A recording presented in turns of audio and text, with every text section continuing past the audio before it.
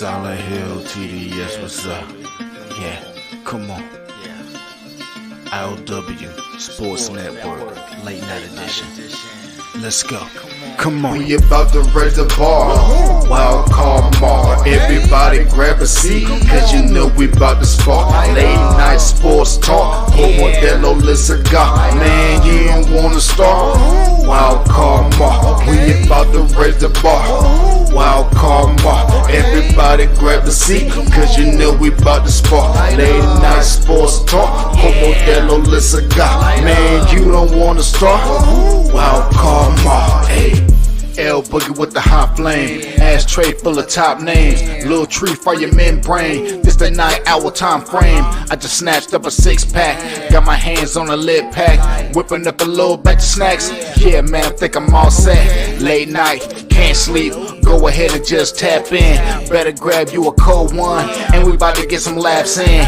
Wild card on the microphone, he'll hit you with a couple flurries. Y'all need to just strap in for some entertainment sports commentary. About to raise the bar. Wild card mar. Everybody grab a seat, cause you know we about to spark. Late night sports talk. Modelo Lisaga. Man, you don't wanna start. Wild card mar. We about to raise the bar. Wild card mar. Everybody grab a seat, cause you know we about to spark. Late night sports talk. Modelo Lisaga. Man, you don't wanna start. Wild card mar. Hey. Wild card mar. Wild card mar. I.O.W. Late night sports. Wild card mar. Wild card mar. I.O.W. Late night sports. Wild card mar. Wild card mar. I.O.W. Late night sports. Wild card mar. Wild card mar. I.O.W. Late night sports. Hey. Give me a second, let me light up real quick.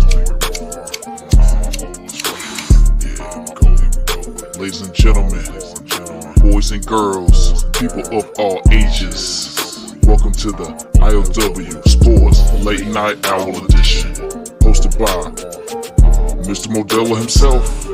You already know the name by now. You know what I'm saying? Wild Card Mar. You already know the vibe. Pull up, let's go. We about to raise the bar.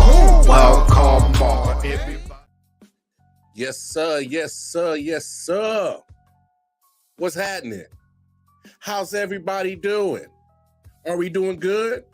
Is everybody having a fantastic Monday night going into Tuesday night? Or Tuesday, whatever. Excuse me. I'm just a little excited. Because I got a good feeling we're going to have a good show tonight. I got a good feeling we're going to have a great time tonight, y'all. Shout out everybody tuning in, watching, listening. It's your boy Wildcard Mar. We here, episode 394, the I.O.W. Sports Late Night Owl Edition show. And as always, give a shout out to my guy, Silent Hill TDS. That's my guy right there. Check him out, Hitchhikers. All right. Made the dope intro for the show. That's my dude right there. That's my brother from another mother. And of course, why you checking him out on YouTube? Check us out. I.O.W. Sports Network, Facebook, Instagram, YouTube channel. Make sure you like, share, subscribe, hit that bell notification if you like what you hear. Hell, if you hate what you hear, comment. But hit that bell notification, let you know every time we drop new content. I.O.W. Sports 1 on the Twitter. And if you want to chop it up with me personally, you don't like what I said, or you like what I said, hit me up. KC Wildcard Mar on the Twitter. Wildcard Mar on the Facebook and Instagram. So, man, what a crazy weekend. Crazy weekend. And we just gotta, let's just call it. I ain't even gonna beat around the bush. Let's get down to the nitty gritty. All right. We'll talk NFL 13, week 13 recap. We'll talk about tonight's Monday Night Football game. It turned out to be a good game, right? Between the Jaguars and the Bengals. You know, I got my thoughts about that. You know, we'll talk about Heisman, you know, finalist. We'll talk about that. But I need to talk about this situation. I know everybody's been talking about it. The college football playoff, the committee, you know, who was left out, who was put in, you know, did they get it right? Everybody got their thoughts and opinions, right? Everybody do. I got mine. And Lord, I might say some things that you probably heard before, but I'm willing to bet that you ain't heard nobody break it down like I'ma break it down. Because let's just call it what it is. The college football playoff committee, you blatantly robbed Florida State. You blatantly robbed them. I mean, just downright in your face, blatantly robbed them and tried to come up with some, you know, this is our part of our, you know, policies or principles. That's the word that you use. See, when you see and hear things like that, you got to pay attention to the words that they put out there. All right. And it's so conveniently that you said these are one of our principles to take into account when we are making these decisions. Yeah. See, I spent some time in corporate America. Spent some time at a mortgage, you know, company, a big one. I ain't gonna say no names, but corporate America, you know. I spent some time in the kitchen, working in the kitchen that is corporate kitchen, still has a corporate America infrastructure and how it operates. I'm not gonna say the name because that ain't, you know, I ain't gonna put nobody out there. But I've been around some corporate America shenanigans, and this has corporate America, you know, shenanigans. A way to, you know, say something or politely give somebody the middle finger. That's because that's what this is. It was a blatant middle finger to Florida State. And here's my number one thing on why the college football playoff committee blatantly robbed Florida State. All right? There's been precedent about Florida State's situation. I know you guys have heard this. I'm going to repeat it again. It wasn't the 2014-2015 season when Ohio State lost J.T. Barrett in the Michigan game. The game, right? J.T. Barrett goes down with injury. Cordell Jones comes in, plays the rest of the game. Now, Ohio State already had the lead. They was doing their thing regardless. They go on, beat Wisconsin in the Big Ten game, Big Ten championship game. Then they go on. That was Cordell Jones' first start, the Big Ten championship game. His second start was the college football semifinal, the first year of the college football playoffs. His third start was the college football national championship, eventually winning it. Now, I know what you said. The principles. You know, we got to take into account what if there's not a coach or a player available and it, you know, can possibly, you know, affect the team and how they would perform and all that. Okay. That's all conveniently that principle is, you know, pointed out now. But the precedent that you have set as a college football playoff committee in 2014, 2015 says that y'all never made it about injuries. Y'all never made it about just the quarterback position, because this is what you're making it about. You're making it about just one player, the quarterback position. They haven't mentioned nothing else about anything about Florida State on why they are letting them out. They're just making it about that Jordan Travis is no longer available. I'm pretty sure Florida State got other injuries on the team. They're not making it about that, not pointing those injuries out. They are making it about Jordan Travis's only person, only him. They're only making it about his injury. All right? So you're breaking precedent. Here's another precedent that you are breaking. An undefeated team that is part of a Power 5 conference and a conference champion, you blatantly left them out. You never done it. Why are you breaking precedent now? Huh? Why are you breaking precedent now? Makes no sense. Wrong. You are blatantly robbing Florida State. Here's another, my second piece of why they have blatantly robbed Florida State. Because the Jordan Travis injury ain't nothing new. That injury to Jordan Travis ain't breaking news. When the committee came out with the final standings, that is something that has been known, been talked about. So when they got the injury in against North Alabama, they knew about it.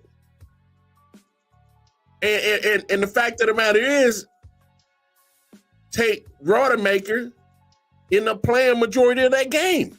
Went 13 of 23, 217 yards, 2 TDs. So I know it's North Alabama, okay. But my point is that happened against North Alabama on a Saturday night. The new rankings came out on a Tuesday. If you were that worried about the Jordan Travis injury, then why did you continue to keep Florida State in the top 4? You kept them in the top 4. You knew about the injury 3 days prior before that. Saturday night, it happens. Tuesday night, you still put them in the top 4. You weren't concerned about the injury then? You weren't? Okay. All right. So then Florida State beats Florida 24-15. All right. Rivalry game. You know, Todd Rodemaker the backup. Didn't, 12 of 25, 134 yards. Didn't look so great. Okay.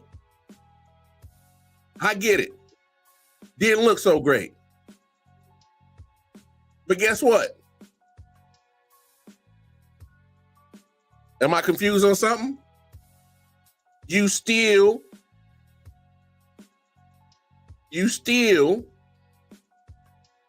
had them. Wait, you had them right there. You finally say, okay, well,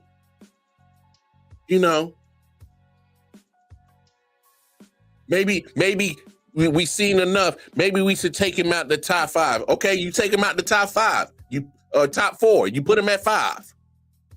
Okay, understandable. Maybe you are getting more concerned about the Jordan Travis injury.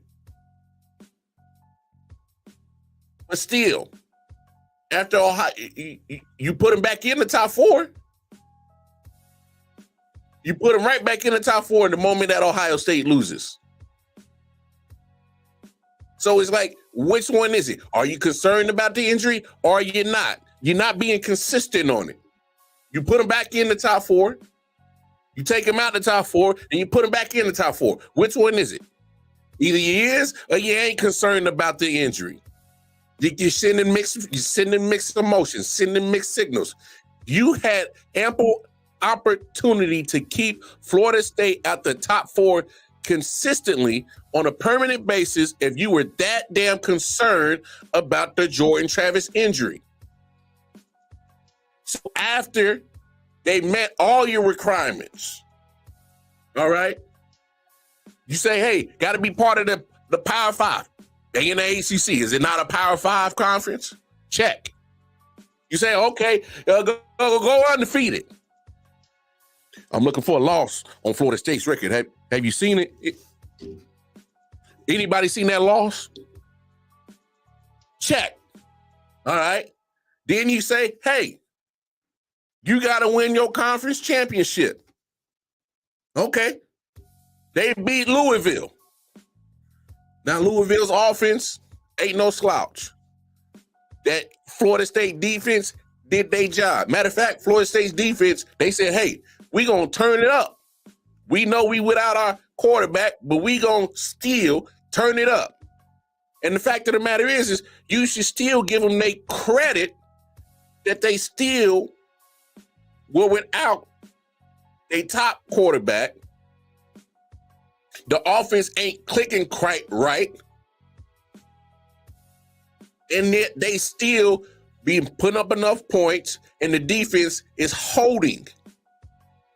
Offense is down. Literally doing their job. So they met all your criteria, and yet you say, hey, you can't go, you can't party, you can't get in the club. I just don't understand why you waited till the last minute to say, hey, man, we're so damn concerned about the injury, we gotta leave you out. Because that's the only explanation that you are given. You were never consistent on it. Put him in the top 4, take him out of the top 4. Put him in the top 4, now take him out of the top 4. Stop playing with these kids. These kids are putting everything on the line. Their bodies. Sacrificing time. I can imagine being a D1 football player is no easy task. Keeping up with your academics. Being competitive in the actual, field of the football team. Because it's still a competitive situation. Got to make sure you're studying your playbook right, practicing right. Don't want to be slipping on the depth chart, fighting for playing time. Because they probably got almost 80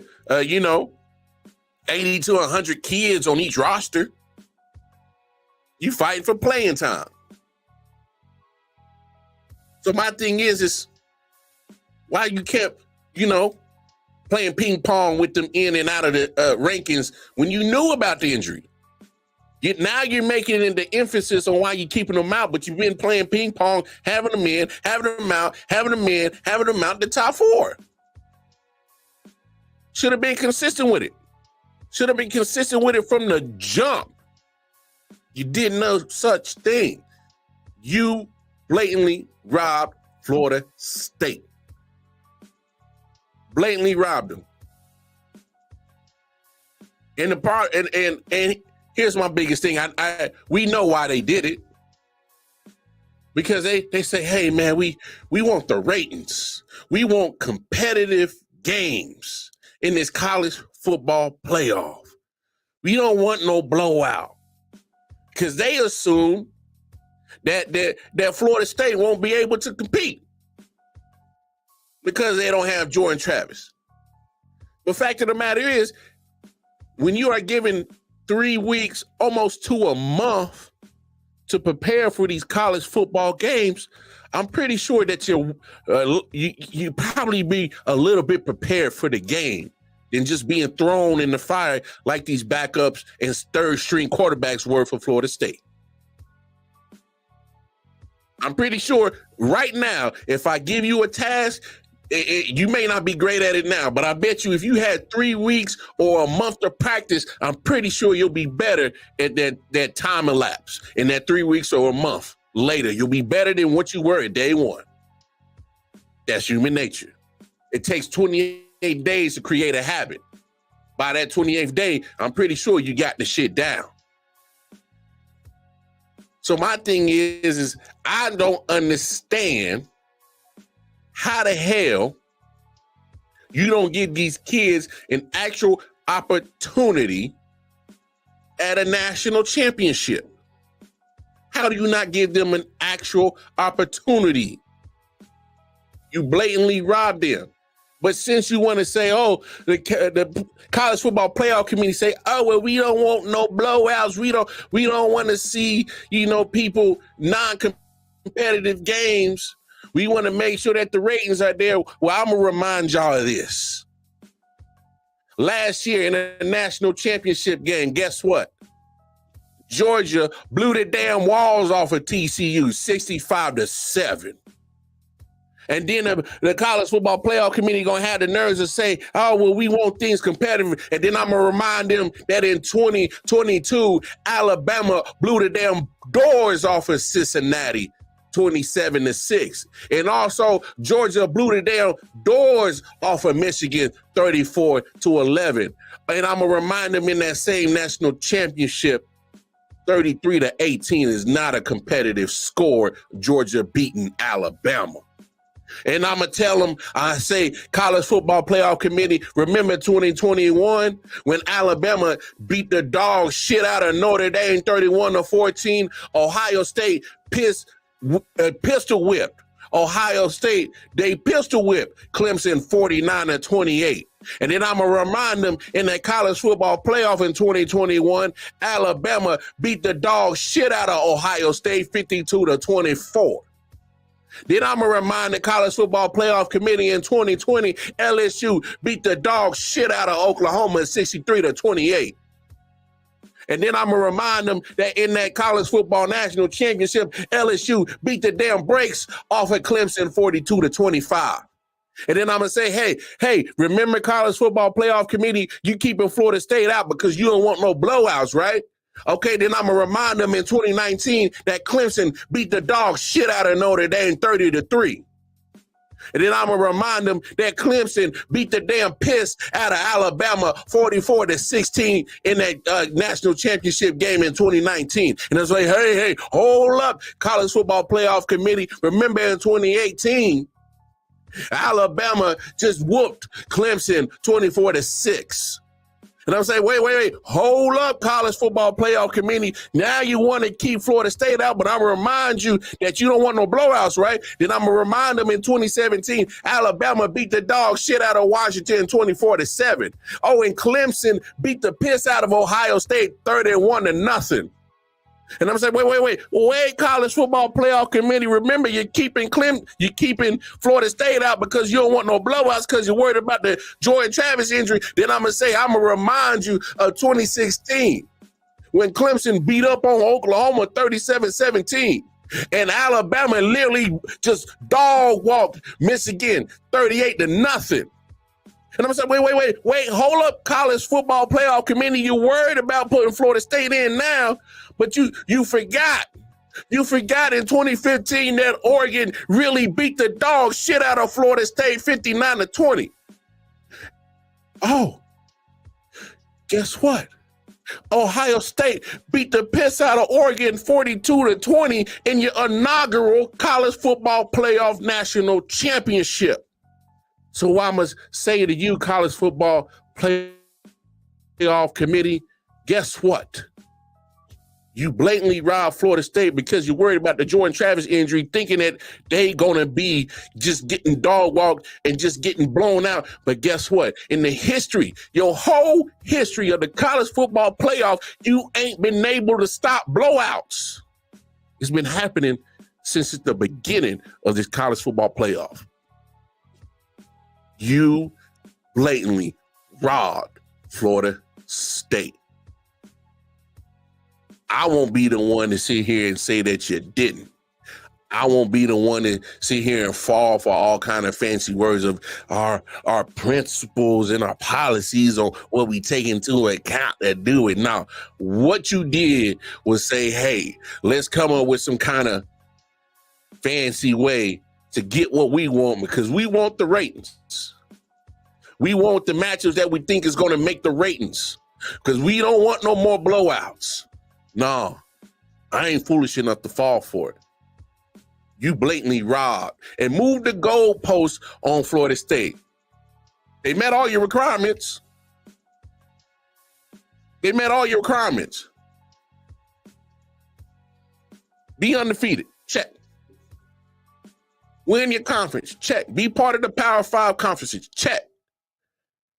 You moved the goalpost on them. And it was wrong. I don't give a damn. You say you got the right teams in the college football playoff. I don't give a damn. What you didn't do right was buy those kids.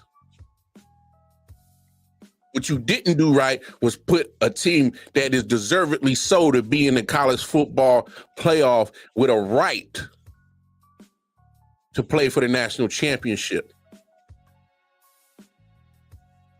You made it about money. You made it about viewership, thinking that, oh, these 4 matchups, there's no way we gonna get no blowout because they got all they got the quarterback.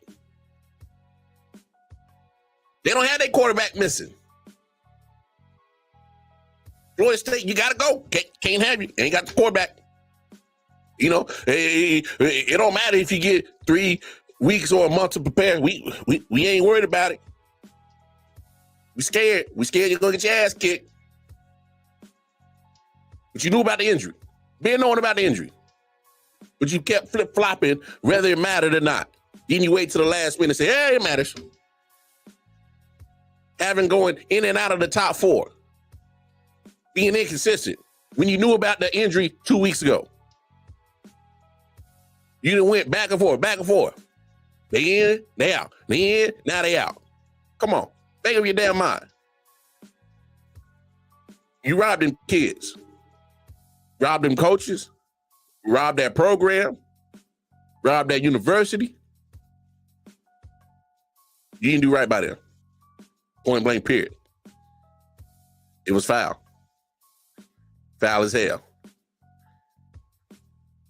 What can you do? Right? Anyway. One thing that they did get right, that they had no issue with, all right? NCAA had no issues, no problems, and I got no quarrels, no beefs with the Heisman finalists. I thought they did this right. Jaden Daniels, LSU. Marvin Harrison Jr., Ohio State. Bo Nix, Oregon. Michael Penix Jr., Washington. I think they got that all. Hey, to me, there's no debate on that, on none of those 4 gentlemen. If somebody wants to add somebody, cool. You want to, add a couple of more, cool. But you can't subtract. They got the right 4 in there for the Heisman Trophy. All right? There's no doubt about it. I don't see any issues with this at all. At all. But I will say this. So Jaden Daniels, 4,946 all-purpose yards, 50 total touchdowns. Woo! That boy was cooking. Marvin Harrison Jr., 1,211 receiving yards, 14 touchdowns. 14 receiving touchdowns to be specific. Cooking. That's a bad man. Bo Nix, 4,145 passing yards, 40 passing TDs. That boy cooking. Michael Penix Jr., 4,218 passing yards, 33 passing touchdowns. That man was cooking. Now, let's kind of break this down. Let's break this scenario down and how the possible voting is going to go. Obviously, unfortunately, I think Marvin Harrison Jr. won't win the trophy. And here's why. Because here's the issue with the Heisman Trophy. You're starting to treat it like the MVP trophy in the NFL. Whereas if you are a position player, like a running back or wide receiver, you got to have straight Madden type numbers on easy mode type numbers. Like you are putting ridiculously godlike numbers where you just a bad man. Like in order for Marvin Harrison Jr. to win this, he had needed to put up at least 21 touchdowns and probably have close to 2,000 receiving yards in order for him to win it. Because that is just the problem with the Heisman as well as the NFL MVP trophy. They are making it about the quarterbacks. They really are. I mean, hell, look at the finalists. It's 3 quarterbacks and 1 wide receiver. The odd is not in Marvin Harrison Jr.'s favor to win the Heisman Trophy. He'll win the Fred Biletnikoff award as being the best wide receiver, which is cool. But they also have other awards for quarterbacks specifically for their position. So why must the Heisman be just specifically voted on with quarterbacks? There's other players that are deserving of it. I know they invite other positions. They invited Charles Woodson. He wasn't a quarterback. They've invited Aiden Hutchinson. He wasn't a quarterback. He was a defensive lineman. They've done it before where they've, had other positions invited to New York. But it's rare that the other positions outside of quarterback actually get it. So let's not sit here and act like Marvin Harrison Jr. has a great shot at winning the Heisman. I think he's there for a reason, obviously. I don't think he's going to win it. The history is just not in the favor of other skilled positions that are not quarterback. I just think it's not in his favor. Jayden Daniels, Bo Nix, and Marvin Harrison Jr. are also added disadvantages to Michael Penix. I think Michael Penix Jr. is the front runner of this. And the reason why I say that is because when you look at the voters and how they vote and the tendencies that they vote with, they also take into account, even though this is an individual award, they take into account also team success. Where's your team at? Well, LSU, they got about 2 or 3 losses, not in the college football playoff. Ohio State got about 1 loss, not in the college football playoff. Bo Nix, even though his passing TDs are higher than Michael Penix Jr., his yardage is lower, slightly lower than Michael Penix Jr. But I don't think he should win it over Michael Penix. Go head to head. I know they don't play each other directly, but Michael Penix Jr. in his team got 2 wins over Bo Nix in his team. Just beat him again for the Pac-12 championship. You don't think voters are going to take that into account? I think they surely do. I think they surely will. And then Michael Penix Jr. Hey, take a look around with the other 3 candidates. They ain't like me. They ain't playing for the national championship like me. Remember the NFL MVP trophy? Sometimes, more times than not, it goes to a person who's on a winning team, got the numbers, and more than likely, they're in the playoffs and probably going to play for a Super Bowl. More times than not. Or they're going to be one of the final 4 teams. It's rare that they give a Heisman to a team that is not going to be featured in one of the big bowl games or the national championship. Probably the last one was Lamar Jackson with Louisville. but you couldn't ignore the numbers he was putting up. They were godly. And that's why that gives Jayden Daniels a chance to win the national championship, win the Heisman Trophy. Because there's precedent that's been set with Lamar Jackson and Louisville, where the numbers that are put up are so godly, it don't even matter about the team success. It matters on how important you were for that team, how valuable you were as an individual to that team.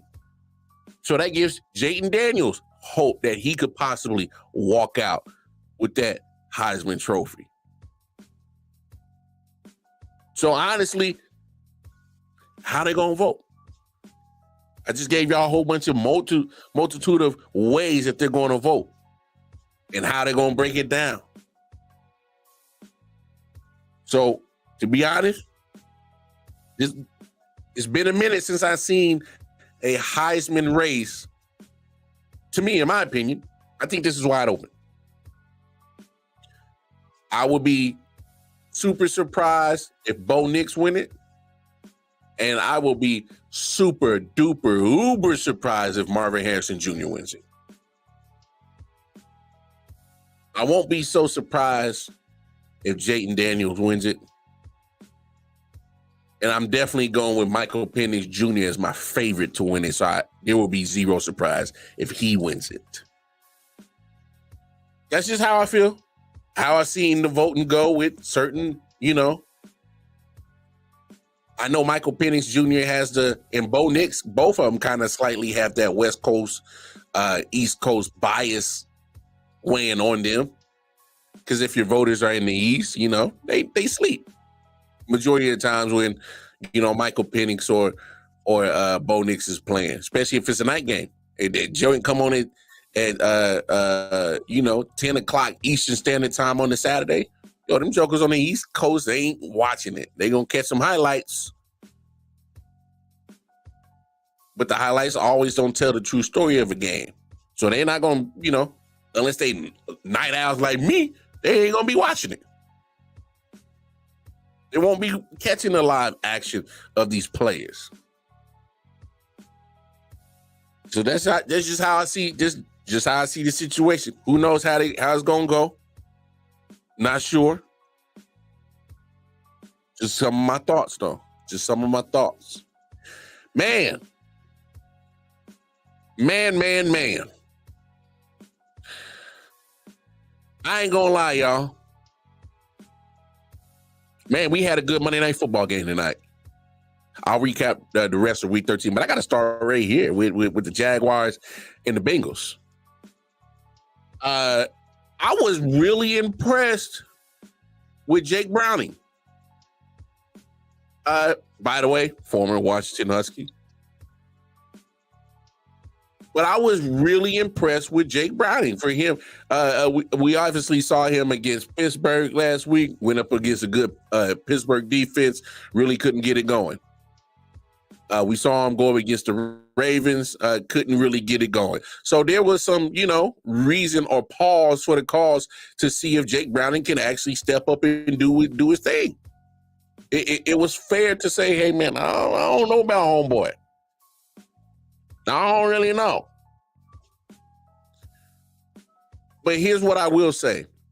Now, Jacksonville's defense is not to the caliber of Pittsburgh's defense and is not to the caliber of the Ravens defense. But here's the truth about the Jaguars defense, all right?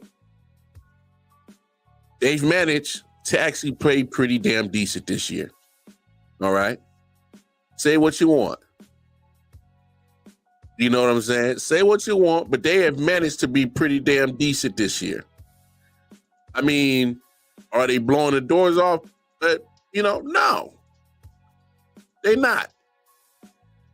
They managed to get pressure, not necessarily the sacks category, but hey, one thing that they do, that they have been doing well, is they were getting after the quarterback and, getting some turnovers. They were good at that. They was good at getting some turnovers. I mean, you're talking about fourth in the league. That defense is fourth in the league at takeaways. They got 9 fumbles recovered, 12 interceptions. So you're looking at a defense that is very good at turning the ball over. And me personally, I thought that Jake Browning, still trying to come along and get into the groove with his receivers and his offense, still trying to get into the groove with them. Going up against a defense that is very good at taking the ball over, I thought it was a recipe for disaster. I thought this was going to be a butt whooping from Jacksonville, putting the beat down on Cincinnati. Boy, was I wrong. And I can admit that. I'm okay with it. But it does speak to how good Jake Browning, how good he was. You just got to give credit when credit is due. The young man, hey, he balled out tonight. Prime time. Monday Night Football. All eyes on you. 32 or 37. Woo! Accurate. 354 yards. I know, only 1 TD, but damn it, he was carving. The boy was cooking tonight. Would you like more touchdowns? Sure, whatever. He also ran for a touchdown. Had 2 carries, 22 yards. I remember his scramble for the first down. He could have easily slid. He's like, nah, man. I want to put us in even better position. Went for a little bit more yardage. Hey, Jake Browning played a hell of a game tonight. Just got to give credit when credit is due. So that leaves me with this. As quick as we all were to dismiss Cincinnati, and I was one of them, I don't think we can dismiss them quite yet. I don't think we can say, oh, their season is over quite. Let's pump the brakes a little bit. Because after a performance like tonight, you kind of, oh, wait, are they really that bad? Are they really out of contention? Because now Jake Browning is feeling himself. Because we also got to keep in mind, hey, Jake Browning got some good weapons around him still. Last time I checked, Jamar Chase is a damn good wide receiver. Last time I checked, T. Higgins, who played tonight, is probably one of your better wide receiver 2s in the league. Last time I checked, Tyler Boyd ain't that bad of a wide receiver. Well, he sucks as a quarterback. Y'all saw the interception he threw and the decision he made. That was silly. Take that. Zach Taylor, take that play, rip it out the playbook, throw it in the trash. Don't do that again. But Tyler Boyd makes one hell of a wide receiver, not so much as a quarterback. Last time I checked, Joe Mixon is a solid, damn good running back. So let's not act like Jake Browning is depleted of weapons and choices to put the ball somewhere. We can't sit here and act like Jake Browning has absolutely nothing to work with. Come on now. I can imagine any quarterback would be salivating and saying, man, I got Jamar Chase, T. Higgins, I got Tyler Boyd as a wide receiver group, and I got Joe Mixon as a running back. Oh, well, come on. Let's get in the kitchen and cook, damn it. Let's go. We got some groceries. It ain't like we working with nothing. That is not the case for Jake Browning. Hell, he got a better situational weaponry than most quarterbacks in this league. Come on now. Jake Browning ain't working with absolutely nothing. So we got to take that into account as well. Got to take that into account. Now, we got to talk about the elephant in the room. Can they make a playoff push with Jake Browning? Yeah, let's look at the schedule. Got the Colts. Excuse me. Colts at 7-5. Bengals at 6-6. You pretty much mirror each other. I'll take Jake Browning's weaponry of Chase, Boyd, and Higgins and Mixon over than Pierce and Pittman Jr. Of what the Colts got. I know Zach Moss has been playing well, but damn it, I would have loved to have Jonathan Taylor. You know, weaponry is a little bit better. And hey, in the way that Browning was playing tonight, you know, that's better than the up and down roller coaster with Gardner Minshew. That game's in Cincinnati. That won't be an easy game for Indianapolis to come in there and win. That's a winnable game. Damn sure winnable game. All right, after that, you got the Minnesota Vikings. I mean, hey, I've been loving the Josh Dobbs story, but he's been you know, the Cinderella story looks like almost over now. He looks like a guy that's been traveling from team to team because he has. It was all good when he was able to win and was mistake free, but now defensive coordinators are getting tape on you, film on you. You're able to see bad tendencies. You still don't have 100% grasp of the playbook. So no matter how smart you are, which we know how smart he is, they keep every TV network keeps telling us the degrees he got, that how smart he is, and the GPA. Yeah, we know you're smart. How quick of a critical thinker are you when you got a 335-pound defensive tackle coming right in your face, right up the A gap, ready to flat you like a pancake? Your center and your guards failed you on protecting you. How quick are you? How smart are you now to make that critical thinking, huh? You know, shit was all good about a couple of weeks ago. The shit come back down to earth for Josh Dobbs, Minnesota Vikings. And that's in Cincinnati. That's a winnable game. Okay. Then you got a division game. A couple of days before Christmas. You got Pittsburgh. Are we not being real about Pittsburgh? Them sons of bitches just lost to a damn team that's supposed to be tanking in the Arizona Cardinals.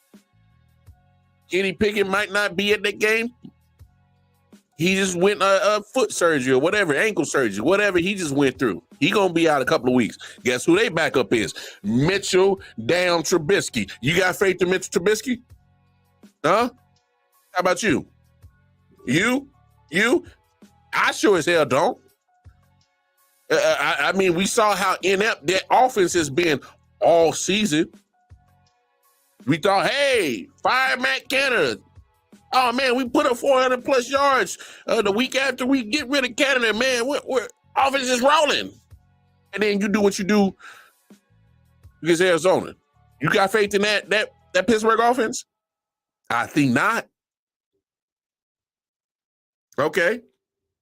New Year's Day, New Year's Eve. Go to Kansas City. Hell, y'all know who I rock with. I'm a Chief fan. But guess what? The way some of my bitches been playing on offense, you ain't out of that. You've been having the Chiefs number pretty much 3-1. You know, 2 regular season wins, 1 in the AFC Championship game. Lost the AFC Championship game last year. You're 3-1 against the Chiefs. You kind of got their number. And the way that they were playing, you come on. That offense of the Chiefs ain't got the weaponry you got, Jake Browning. You got a Travis Kelce. That's the only 100% without a doubt piece that you can go to with the football. I like the way that Rashee Rice, the rookie, is emerging, but they not using him on a consistent basis. Don't get me started on Marquez Valdez-Scantling. Don't get me started on Justin Washington. Don't get me started on Sky Moore.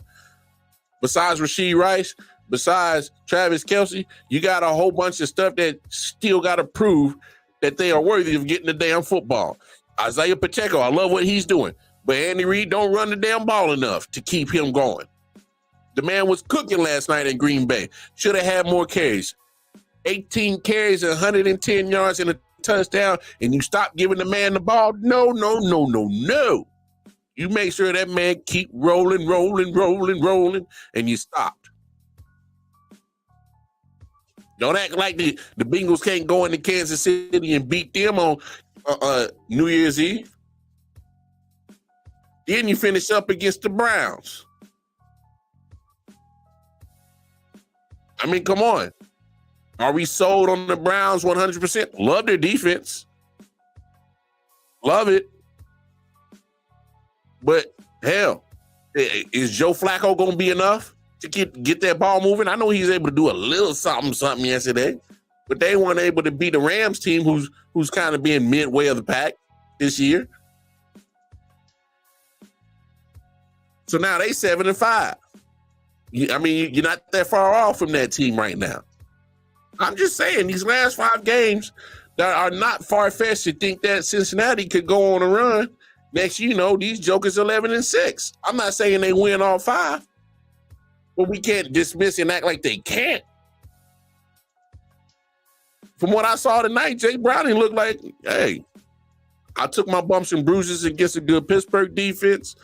You know, I came in halfway, early second quarter against a good Ravens defense. I've seen some good defenses now. I can handle it.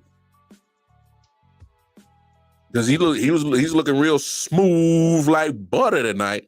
Was carving up that Jaguars defense. I know they ain't the best defense, but they can cause some turnovers. The pressures are there. They may not have the sacks. It's okay. But they can get after it. Hey, Browning did his thing tonight. Well, let's flip this coin to the other side, man. Jaguars, woo. Y'all had some injuries tonight. Of course, the biggest one, Trevor Lawrence. Hey, and why the hell y'all couldn't get that man a cart? Y'all couldn't get that man a cart? Got that man walking that long-ass walk from the field through the tunnel to the x-ray room. Get that man a cart. What we doing?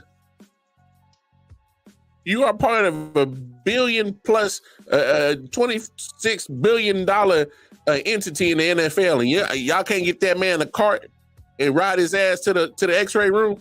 What the hell we doing, Jacksonville? Shad Khan, you should be ashamed of yourself. Can't get that man a damn cart to get his ass to the x-ray room. Got him walking from the damn field all the way through the damn tunnel. What we doing? He's supposed to be your franchise quarterback. Now, they say it's a sprained ankle.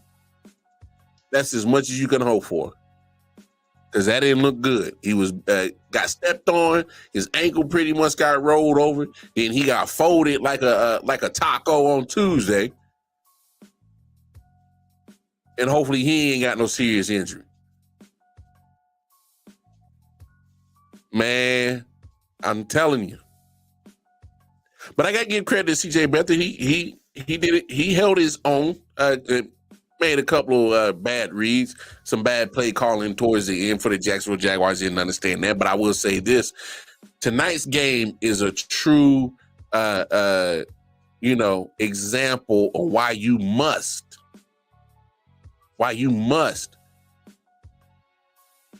invest in your offense, as in getting the weapons, and invest in your backup quarterback.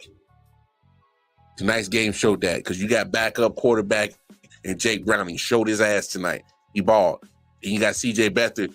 Hey, I'm pretty sure he probably won't be able to recreate the little moments that he had tonight, but he had the ball moving. This shit's important. But let's talk about the rest of Week 13 in the NFL. A couple of things that stood out to me, and we got to talk about the beat down in the brotherly love city. Ooh, Philly, fly! Oh, you ain't flying tonight. Ain't flying tonight, baby. Debo Samuelson, no. What you got on my 40, homie? Debo came and played Debo on y'all, snatching chains. took y'all pride, took y'all soul up out of that damn stadium. Boy,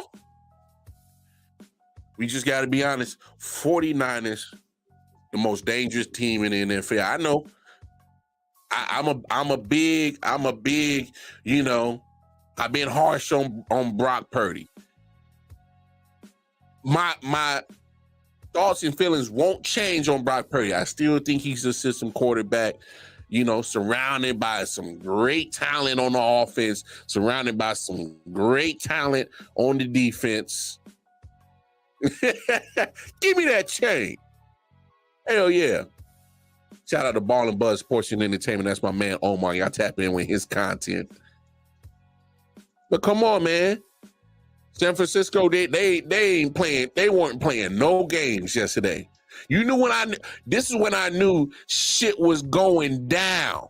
This is when I knew shit was going down for the Philadelphia Eagles and San Francisco was about to run it up on them. Them boys showed up in all black.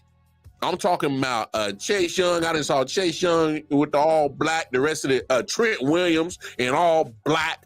I saw Debo in all black. Now, Debo took it a step further. He came in with the black Air Force Ones. Hey, if y'all don't know what that means, I'm going to put you on game real quick. A motherfucker show up to your place with the black Air Force Ones on, somebody get hurt.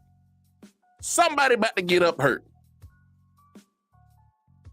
If a joker come to you and say, man, give me my money, he got the black Air Force Ones on, you give him the money. Shit about to go bad for you. When a homie show up with the black Air Force Ones, Debo showed up with the black Air Force Ones, he said, I'm going to be Debo tonight. Hell, it was so bad, damn, Christian McCaffrey was wearing all black. He was looking like Tommy Egan on Power. Ready to chitty bang bang, just shoot up some shit. I mean, looking dangerous. The 49ers showed up with that boy. They came in that joint with cruel intentions, and they put it on them Eagles. What's his name? Lenore, number 2, the safety or the corner for the 49ers, dropped a hammer on DeAndre Swift. Woo! That's that type of hit, clean hit. You can't throw no flag on that. Those are hits we miss in the NFL. I'm talking about smooth, knock the shit out of damn DeAndre Swift.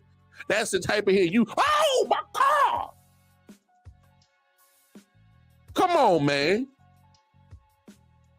Yeah, I got to put him on that black Air Force One knowledge, man. You see, hey, anybody run up on you with the black Air Force Ones, just give them what they want.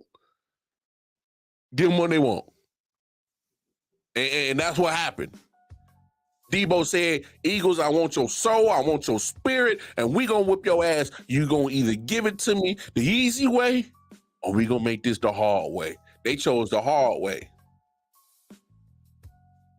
You got knocked off. Ow! Yeah. Hey, them 49 weren't playing, bro. They were not playing. They were not playing with the Eagles, man. Woo! Hey, 49ers is a dangerous team, man. I don't care what nobody say. Find me a team that does something like that. Come on, man. They are built for a Super Bowl, man. They are built for a Super Bowl. I love my Chiefs, but damn it, man, I'm glad we in the AFC. But damn it, if we even make it to the Super Bowl, which these motherfuckers ain't looking like they is, but if they do, please, Lord, don't let it go against the Sam 49ers. I ain't got time to see my team get blown out in another Super Bowl. I don't want that damn feeling on me. I can't do it. Yeah, I'm with you, though. Most complete team for sure. They have literally being so damn good since that 3-game losing streak. Is like jokers even forgot that they went on a three-game losing streak. Like jokers don't even remember it no more. Oh man, that 3-game losing streak ain't, man. And that shit's an outlier, man. That ain't what we really were. Man, they beating the damn brakes off of people, man. Stop playing with them damn boys. couple other games. I know we might go into overtime real quick. I don't care. My Chiefs, hey, disappointing. I don't care what nobody say. You can't. All right, so the rest of my Chiefs Kingdom fans, be mad at me if you want to when I say this. I don't give a damn. I don't give a damn. Were there some bad officiating in that football game? Hell yes, there was. It was a bad officiating. Bad officiating. But what I won't do as a football fan is I can acknowledge that it was some bad officiating that was at critical moments in that game. Yes, I can admit that. But what I won't do is I can also say at the same time is I look at the fact that in the first quarter, you had 2 drives that stalled in the red zone. You left money on the table. You left points on the table. You didn't put it on the board. You walked away with 2 field goals instead of 2 touchdowns. Come on, man. That's an 8-point swing. Instead of being 14, you at 6. That's an 8-point swing. That ain't the ref's fault. That's your damn fault. The interception. Bad communication between Sky Moore and Mahomes. I don't give a damn who you put the blame on. It's your fault. It's your fault. The play calling at times in the game was a damn mystery to me. Sometimes Andy Reid, I'm like, damn, are you really one of the smartest offensive minds in football? Because sometimes you just do some dumb shit that make you scratch your head. So that's on y'all. Don't be them people that want to. It's the refs. They screw this. No, you do some bad officiating at the wrong time of the game, but. What about the other 59 minutes of the game that you was just fucking around, dinking around? Y'all had Jordan Love looking like he motherfucking Joe Montana. Jordan Love ain't never looked that damn good. This motherfucker cooked y'all. Huh? What the hell we doing? It's fourth and 1. He throws up a Hail Mary, and y'all motherfuckers can't even just knock the damn ball down. This man goes for 267 yards and 3 TDs, 25 or 36. That ain't had any shit to do with the refs. So you got Fugazi play calling on the offense, turnovers, not finishing drives in the end zone. When you get to the red zone, you got the defense just allowing a guy that's been so damn up and down all year, got him looking like the second coming of Aaron Rodgers in Green Bay. Come on now. Don't put that on the refs. Look in the mirror. Y'all been messing around all season anyway. Ain't looking like your normal Chief self anyway. Look in the mirror. That ain't on the refs. That's on y'all. Woo. Come on, man. Stop playing with me. Chargers Patriots. That's probably one of the most boring-ass games in the history of NFL. 6-0? The hell is that shit? I ain't even gonna waste my time talking about that. Cardinals, we already talked about Cardinals beating up on on Pittsburgh. What the hell is y'all doing, Pittsburgh? Y'all motherfuckers, come on, man. What we doing? Y'all sons of bitches over there playing around, losing to a team that's supposed to be tanking. What we doing? Huh? What we doing? Stop playing with me. Colts, Titans. Hey, Colts. Hey, ugly wins. What we talk about? Ugly wins. It don't matter how you got it. You get them. Broncos, Texans. Hey, Broncos was feeling themselves, huh? 5-game winning streak. Came crashing down because what happened? Start playing sloppy. Start turning the ball over. You know, for the last 5 weeks, you were playing better, more disciplined football. Caught up to you. Lions and Saints. Hey, and for a moment, Lions almost looked like same old Lions, but they got it. They got it right. They took care of business when it mattered. But the Saints, y'all must. Ooh, man, I couldn't be a Saints fan right now, cause you sons of bitches, Use some of my bitches. Find a way to blow in the worst division in pro football history. The NFC South is so trash. And for somehow that y'all probably won't even win it because your damn offense is so trash, and you got Alvin Kamara on that offense. You got Chris Olave, who's a good second-year receiver on that offense. Boy, I know them Raiders is looking like, told y'all, we was right. We was right to get rid of Derek Carr, because damn it, you proving them right now. Come on. Saints gonna mess around and miss the playoffs, and I don't even know how. You supposed to be the better team in that division. That division stink. It's garbage. It's trash. And you struggling in that division. Come on. What are we talking about? Falcons, Jets. Oh, this was another damn snoozer of a damn football game. Shit. My goodness. And for you Jets fans, whoo, boy, y'all, I see y'all on Twitter. Y'all the most craziest fan base on Twitter, bruh. Y'all crazy as hell. Y'all be saying some of the most wildest shit in the world. I mean, like, what is y'all talking about? Are you watching these games? I mean, I know y'all don't like Zach Wilson, but damn it, you can't put the blame on this dude. The offensive line is so trash. Couldn't block nothing. I put it to you this way: if the Jets' offensive line was a condom, you better all go on raw dog, because you about to get them pregnant anyway. Because they ain't blocking nothing. Swimmers is coming straight through. They couldn't stop nothing. Couldn't do shit. Come on. Come on. I don't know what Jets fans aren't seeing that I'm seeing. Nathaniel Hackett can't hack it as a coach. I saw that day there. Yeah. Can't hack it as a coach. Can't hack it as an offensive coordinator. I don't know how this guy has a job. Get the hell up out of here.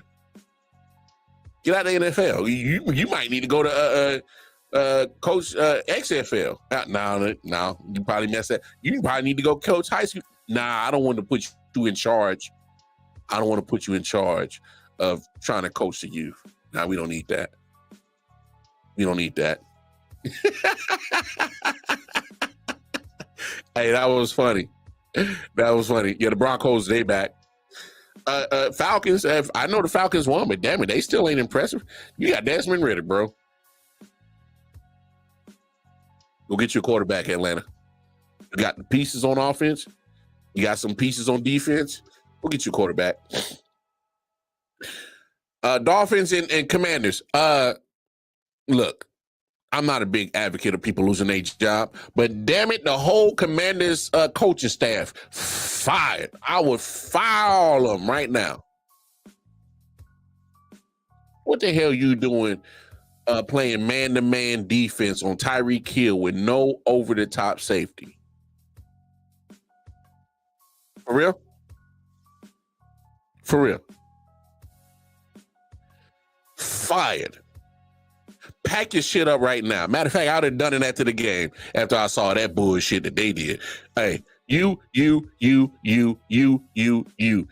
Matter of fact, whole coaching staff is having a meeting. They come in the room. Hey, yeah.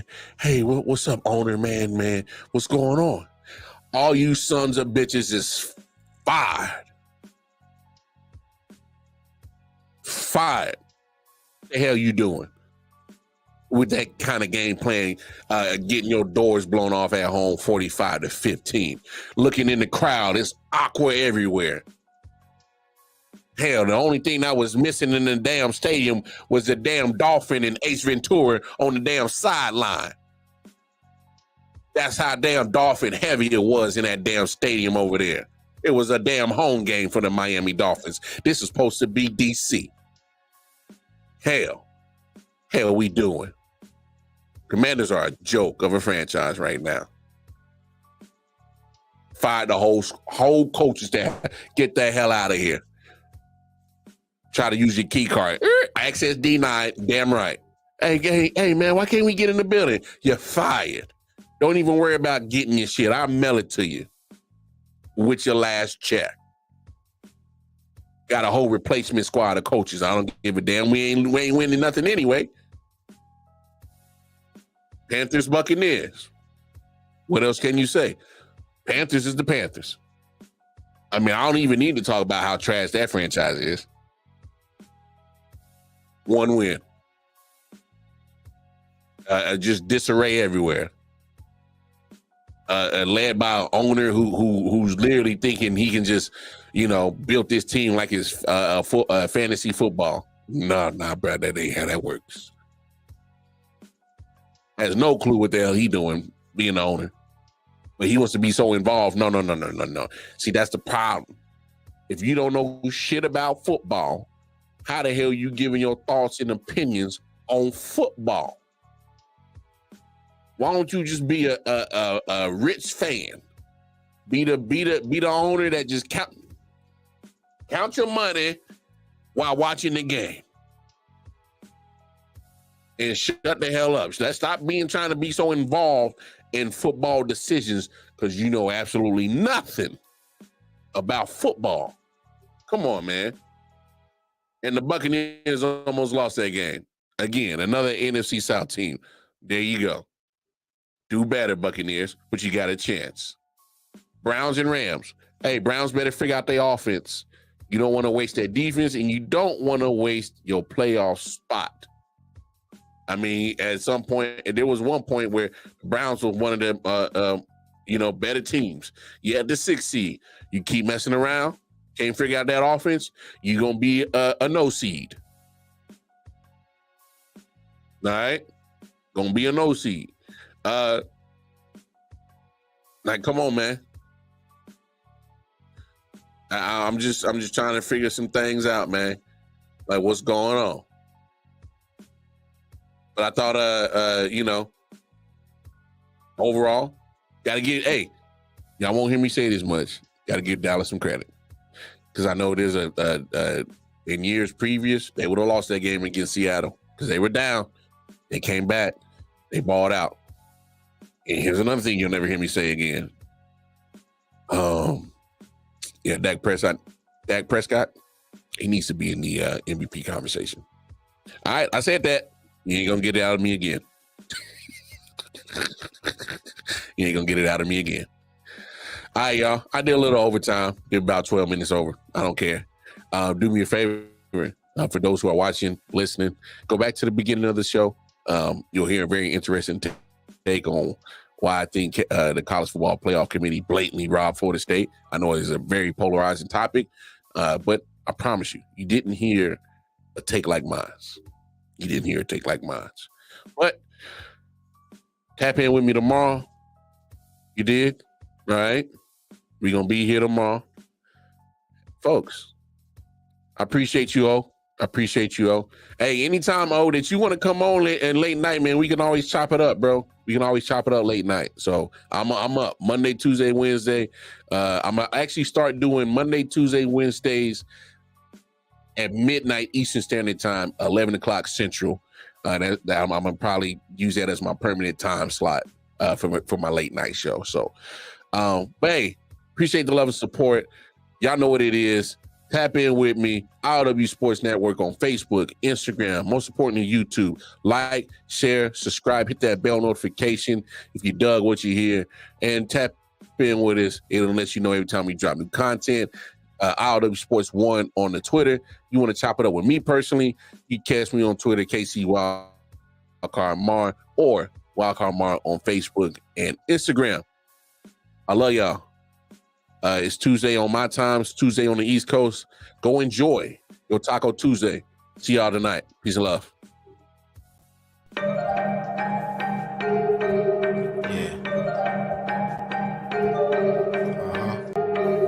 on.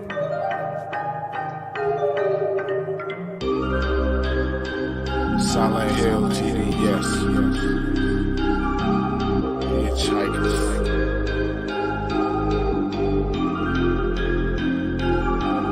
Yeah, smoking so much dope, I'm seeing traces. Visual lasers float across the scene. It's dangerous, aggressive like behavior. Couple monsters from my neighbors, resisting human nature. Persistently getting greater, bloodshed, let the terminator. Fire up the green, I need it, increase the dopamine. Feel better, so I kill better. Doped up for cocaine.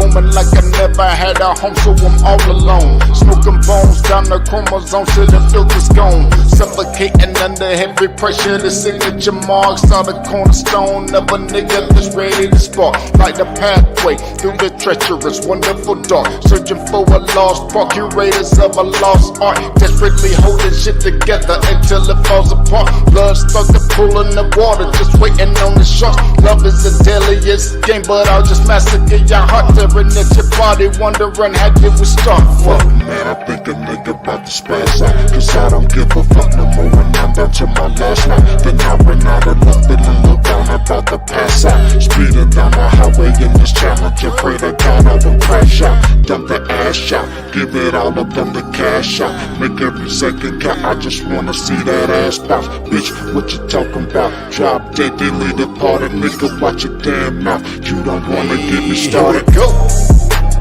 Pedal to the metal, hit the floor. Flying through the city, and that's about to float. Grab the thing, grab a shit, get close. You already know how this can go, I'm about to leave. Slide through the streets and need for speed. Feel the breeze, finger twisting up the sweet. If you're looking for a baby, you gon' see.